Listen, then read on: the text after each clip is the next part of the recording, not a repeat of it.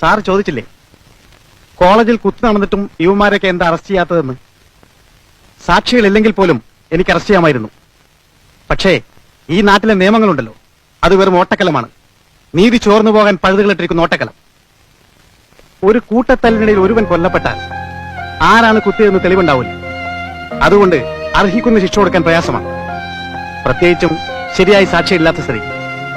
Plant മർഡറിന് ശിക്ഷ എന്താണെന്നറിയാമോ? തൂക്കിക്കൊല്ലുക.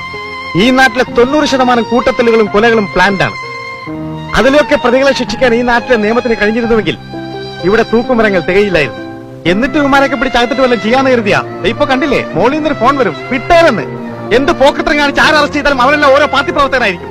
അത് തേച്ചു മാറ്റിയതിന് ഓരോ പാർട്ടിക്കാർ വരും, മിനിസ്റ്റർമാരുടെ പ്രൈവറ്റ് സെക്രട്ടറികളും. ഇവരുടെയൊക്കെ ചെരുപ്പ് നിൽക്കുന്ന പട്ടികളുടെ ഈ നാട്ടിലെ ചില പത്രക്കാര് അവരെന്നും പോലീസിന്റെ കഴിവില്ലായ്മ കൊണ്ട് അനാസ്ഥ കൊണ്ടാണ് കേസ് കഴിഞ്ഞത്. പിന്നെ ഇവിടുത്തെ പോലീസുകാരൻ ഈ നാട്ടിൽ എന്ത് ചിരക്കാനാ?